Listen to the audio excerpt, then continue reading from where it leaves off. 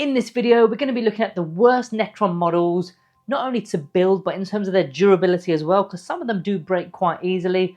So we're going to be looking at that, as well as the difficulty in building these models. We're not including any Forge World models, and we're not including any Finecast, so no Nightbringer, no Deceiver in this video. Everything else is fair game. So let's get on with number 10. In at number 10 is a new model. It's the Overlord with the Translocation Shroud. Have I got that the right way around? Yes, I have.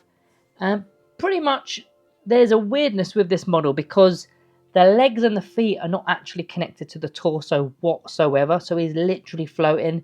The only parts that are connected are these dimensional shrouding that he's got going on around him.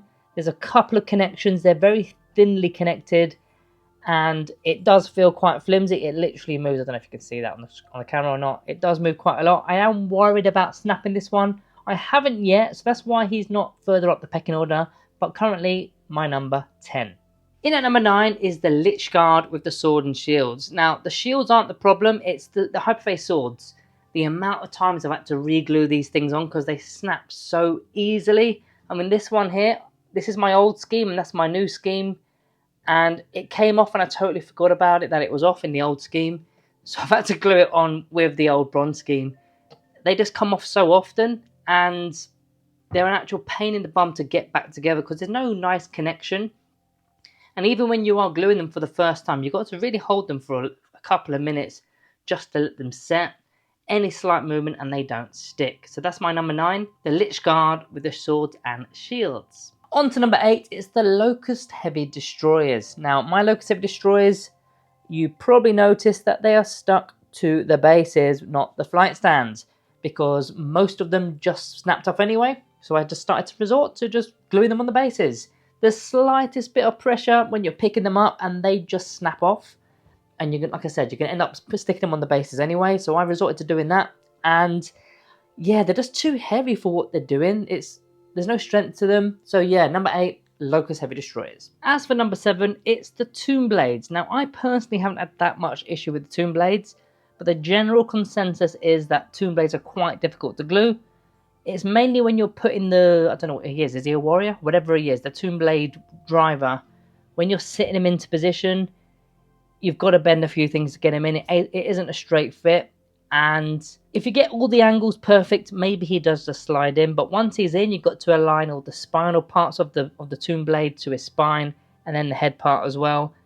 And that's where I think people are getting a lot of trouble with. But like I said, I didn't have that much problem with Tomb Blades, but the wider community did beg to differ. Number 6 is the Necron Immortals. It's another one that I didn't really have trouble with. But when you Google what's the worst Necron unit to glue, Immortals comes up as first place, in fact. I believe it's something to do with the rear cables of the weapons going into the rear, of course.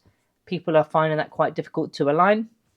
Again, it wasn't something I found as a problem, but a lot of people seem to be struggling with it, so I'm going to put that in as number 6. As for number 5, I'm going with the Psychomancer. Now, I don't personally own a Psychomancer because they kind of stink, but I can hear the cries from the community, and I've seen the PDF file for one single character model.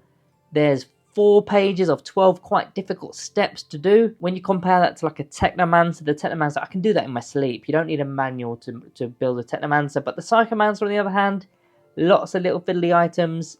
Not something I want to do. Number 4, I've gone with Illuminor Szeras. Now, I do actually own this model, and I definitely did struggle with it. I remember nearly pulling my hair out, or whatever hair I've got left. It was an absolute pain in the backside. It's mainly the swirly stuff where he's sort of sucking the life out of the enemy unit, the guy that's on the floor. They're very finicky, very small little pieces of the model that you've got to get together perfectly. Any mistakes in previous steps, then they're going to make the alignment not so nice when you get to this step. Expect a few things to go wrong when you're gluing that part of the model. So yeah, that is my number 4, Illuminor Szeras. Number 3, I'm going with the Necron Ghost Arks. Now, I've got a lot of experience with the Necron Ghost Arks. I've glued plenty in my time. It's a bit of a trademark for the channel. I didn't have that much issue with them, but it's quite a repetitive build. The ribs are 6 different ribs that you've got to keep going over and over and over with all separate connections with each rib. Now, the issue is if you do any part wrong with the spine of the model, then there will be a gap. And I think the very first one I built did have a little gap. and I learnt my lesson quite quickly there.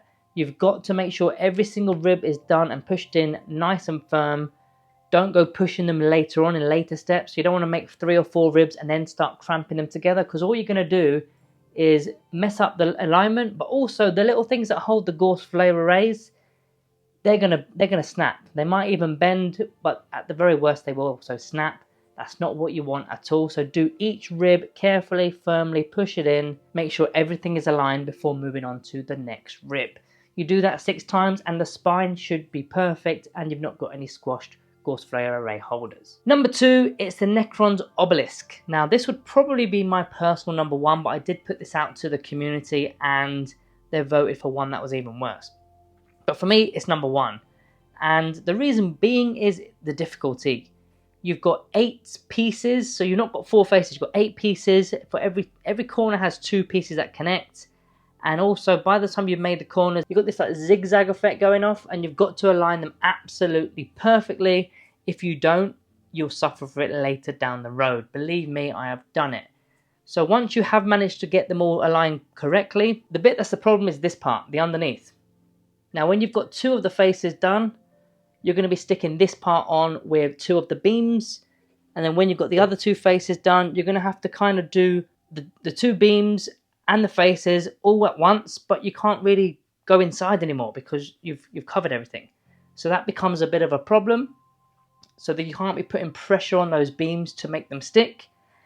And put it this way, one of mine doesn't stick. I've had to break one off just to get it in. Let's get it back out again.